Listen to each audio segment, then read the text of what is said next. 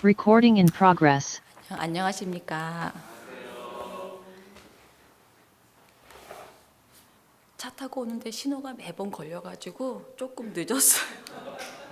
아유, 그 빨간불이 얼마나 야속하던지. 먼저 오늘 제목은 유다를 심판하소서입니다. 오늘 말씀 예레미야 18장 13절에서 23절까지인데요. 제가 먼저 그 다음 여러분 같이 읽겠습니다. 그러므로 나 주가 말한다. 누가 이와 같은 말을 들어보았는지 세상 만민에게 물어보아라. 처녀 이스라엘은 너무 역겨운 일을 저질렀다.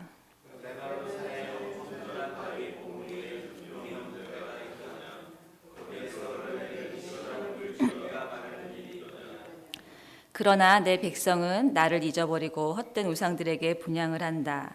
옛부터 걸어온 바른 길을 벗어나서 이정표도 없는 길로 들어섰다.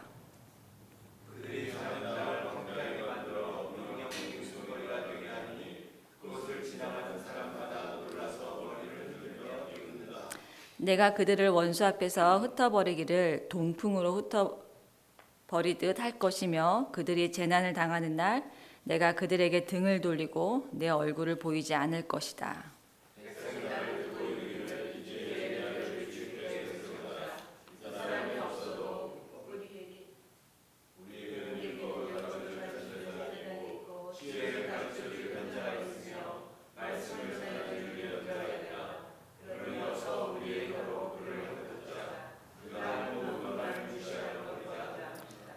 주님, 저의 호소를 들어주십시오. 원수들이 저를 두고 하는 말을 들어보십시오.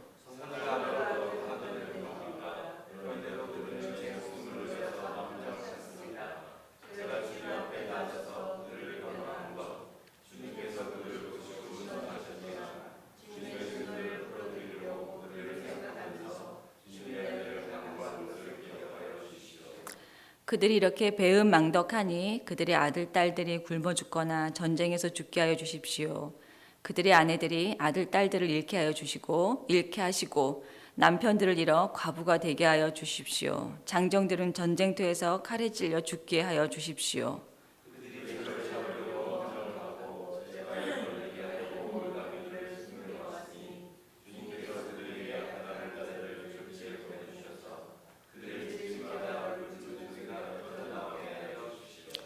주님, 저를 죽이려는 그들의 모든 흉계를 주님께서 다 아시니 그들의 죄악을 용서하지 마시고 그들의 허물을 가볍게 다루지도 마십시오. 주님의 진노하는 날에 그들이 주님 앞에서 거꾸러져 죽게 하여 주십시오. 아멘. 또 부족하지만 이 자리에 섰습니다. 네, 오늘 제가 오늘 큐티 말씀을 나누도록 할게요. 먼저 오늘 말씀의 시작은 어제 18장 12절 말씀을 읽고 시작을 해야 될 것 같아요. 유다 백성이 계속 돌이키라는 하나님의 말씀에 우리는 우리 생각대로 살아가겠다. 우리는 각자 자신의 악한 마음에서 나오는 고집대로 행동하겠다라고 말하고 있습니다. 옛말에 이런 말 있어요. 럴수 이럴 수가. 어떻게 이런 말을 할 수 있는 유다 백성이 있을 수 있을까? 그 끊임없이 고집과 아집을 피우는 유다 백성을 향해서 하나님은 끊임없이 돌아오라고 하시죠. 그럼에도 불구하고 어제 말씀 마지막에 또 유다 백성은 우리 마음대로 우리 고집대로 살겠으니 신경 쓰지 말아라고 얘기하는 것 같았어요. 그리고 또 오늘 이제 주님은 말씀을 선포하십니다. 내가 그들에게서 등을 돌리고 내 얼굴을 보이지 않겠다.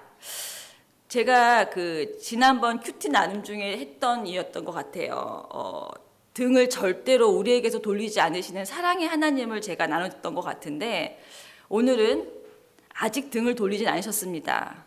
하지만 그들이 재난 당하는 날 내가 그들에게 등을 돌리고 내 얼굴을 보이지 않을 것이라라고 말씀하고 계세요.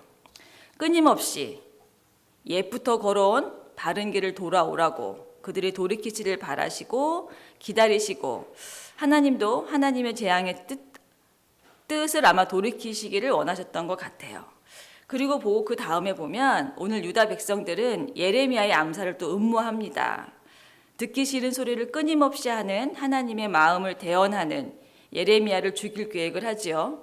본인들에게 듣기 좋은 소리를 하는 예언자를 쫓아가고 또 율법을 가르쳐줄 제사장과 또 지혜를 가르쳐줄 현자가 있으니 더 이상 예레미야는 필요 없다고 합니다. 예레미야의 말을 무시하자고 얘기를 하고 있습니다. 그러니까 사람이 살아가면서 뭐라 그래야 될까? 사람이 사는 기쁨, 뭐 내가 조금 살아있다라는 걸 느낌을 받는 거지, 인정받는 거, 내가 스스로 보람찬다는 거, 누군가의 칭찬받는 거가 되게 큰 부분인데 에레미야는 그런 부분을 충족되지 못했던 것 같아요. 그러면서 저는 그 에레미야 선지자에 대해서 묵상을 하게 됐어요. 이런 말을 평생 듣고 살아온, 하지만 하나님의 일을 하는, 그러면서 오늘은 제가 에레미야 선지자를 제가 나누고 싶습니다.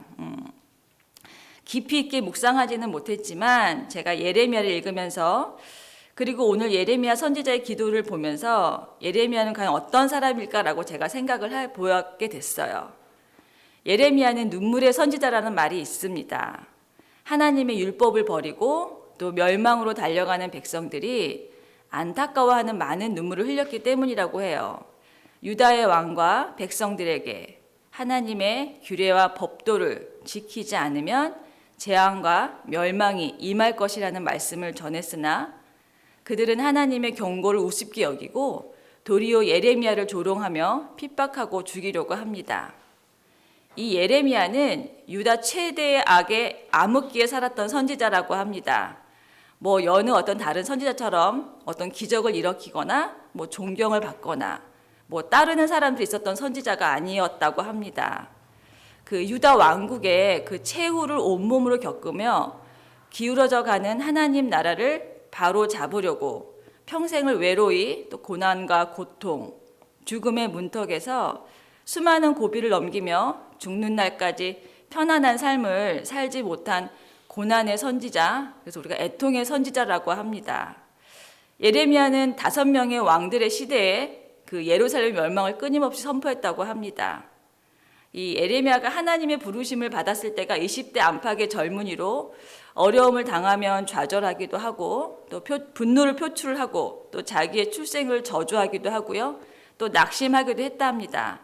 하지만 그럼에도 불구하고 끝까지 선지자의 사명을 놓지 않고 붙잡고 나아가는 예레미야를 제가 보게 되었던 것 같아요.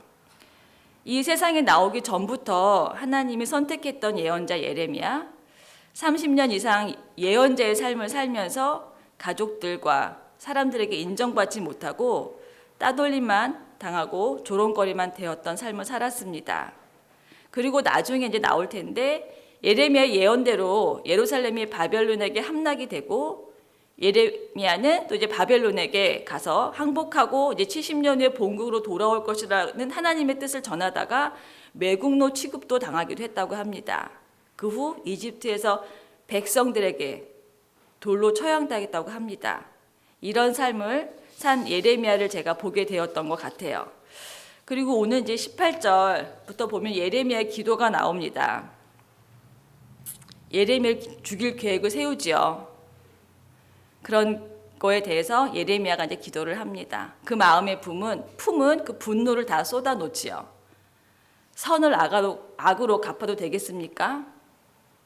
이렇게 배은망덕할 수 있겠습니까?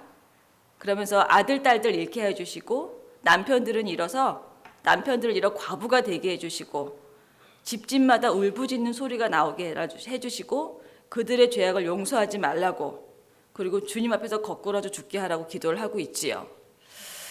이 기도를 보면서 예레미야는 이런 부정적인 감정들을 하나님 앞에 다 털어놓았습니다. 이 부정적인 감정들의 원인인 유다 백성, 어떤 대상을 향해서 퍼붓지는 않고요. 온전히 주님을 찾으며 주님께 다 쏟아내는 예레미야를 볼 수 있었습니다. 그리고 그 기도 후에는 다시 주님이 정화시켜 주시고 또 해야 될 일들을 알려주십니다. 예레미야도 또 다시 일어나 본인의 사명을 다합니다. 그리고 내일 말씀 보시면 이렇게 기도 끝난 후에 주님께서 나에게 말씀하셨다. 너는 토기장이를 찾아가서 또 해야 될 또 사명을 주십니다. 예레미야는 그 고통스러운 가운데 한 것은 분노와 화, 감정을 세상 속에서 해결하려고 하지 않고 주님께 다 드렸다는 거죠. 그러면 에레미야는 그 분노와 생각들은 이미 또 어디론가 또 사라지고 없어진 것 같더라고요. 에레미야는 할 수 있는 건 하나님께 기도하는 거였을 것 같아요. 온리. 예레미야는 그래서 애통하는 기도를 하며 또 하나님의 마음을 더 알아갔을 거라는 생각을 해봅니다. 저는 에레미야에 쏟아지는 기도 안에서 하나님의 애통한 마음을 알았을 것 같아요. 그러기에 험난한 삶이지만 그 힘으로 끝까지 선지자의 삶을 살지 않았을까라는 또 제가 생각을 해보겠습니다. 그러면서 제가 오늘 말씀은 아니지만 제가 20장 7절을 한번 제가 읽어드릴게요. 7절부터 주님께서 나를 속이셨습니다. 내가 주님께 속았습니다. 주님께서는 나보다 더 강하셔서 나를 이기셨으므로 내가 조롱거리가 되니 날마다 사람들이 나를 조롱합니다. 주님의 말씀 때문에 나는 날마다 치욕과 모욕거리가 됩니다. 이제는 주님을 말하지 않겠다. 다시는 주님의 이름으로 외치지 않겠다 하고 결심하여 보지만 그때마다 주님의 말씀이 나의 심장 속에서 불처럼 타올라 뼛속까지 타들어가니 나는 견디다 못해 그만 항복하고 맙니다. 그러니 주님은 내 옆에 계셔서 힘센 용사이십니다. 그러므로 나를 박해하는 사람들이 힘도 쓰지 못하고 쓰러질 것입니다. 내가 주님을 외치지 않겠다고 결심하지만 주님의 말씀이 나의 심장 속에서 불처럼 타올라 뼛속까지 타들어가니 나는 견디다 못해 그만 항복합니다. 저는 이 말씀에서 정말 하나님과 합한 자 예레미야 선지자의 모습을 본 것 같았어요. 그 예레미야 애통하는 기도, 또 눈물의 기도, 주님께 모든 걸 쏟아놓는 기도에서 하나님의 택하심에 순종하며 나아가는 자의 모습을 보았던 것 같습니다. 근데 이 말씀을 묵상하면서 이 부분을 읽는데 계속 눈물이 나더라고요. 근데 그 이유는 제가 아직은 모르겠어요. 하지만 내 마음속에 혹시 나도 내 눈에서 내 입으로는 세상을 보고 말하지만 저 마음 깊은 곳에서 주님의 말씀이 정말 이 에레미야처럼 나의 심장 속에서 불처럼 타올라 내가 견디지 못해 주님께 항복하는 그런 제가 되기를 아마 소망하는 마음에 제가 이런 마음이 드는지는 잘 모르겠습니다. 물론 우리가 예레미야 삶과는 비교도 안 되죠. 저희도 세상을 살아가다 보면 배은망덕 사람도 있고 또 선을 악으로 갚는 사람도 있습니다. 또 나만 외톨이가 될 때도 있고 억울하고 힘든 상황이 생길 때가 있죠. 아무도 몰라줄 때도 있고 또 인정해주지 않을 때도 있고요. 그럴 때마다 이런 감정들을, 이런 상황들을 어떤 누군가에게 어떤 상황에 표출한다면 저희는 그 감정의 소용돌이에서 헤어나오지 못할 것 같습니다. 힘든 상황 속에서 휩쓸리지 말고 그때 우리가 주님을 부르는 힘이 있어야 할 것 같아요. 이럴 때 우리가 주님 앞에 나아가 또 나의 상한 마음을 다 내려놓는다면 에레미야의 기도를 묵묵히 들어주시고 다시 정화시켜 주시고 다시 힘을 주신 것처럼 저희에게도 하나님이 용서의 마음, 또 위로의 마음, 또 평안의 마음을 허락해 주시지 않을까라고 생각을 했습니다. 감사합니다. 기도하겠습니다. 하나님 아버지 감사합니다. 오늘 또 말씀으로 주님께 나아갑니다. 기도의 자리로 또 주님께 모든 걸 내려놓고 주님께 나아가길 원합니다.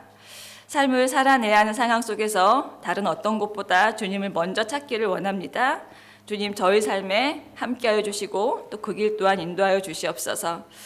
오늘 하루 주님 안에서 평안을 누리는 저희 GFC 식구들이 될 수 있기를 간절히 바라며 예수 그리스도 이름으로 기도합니다. 아멘. Recording stopped.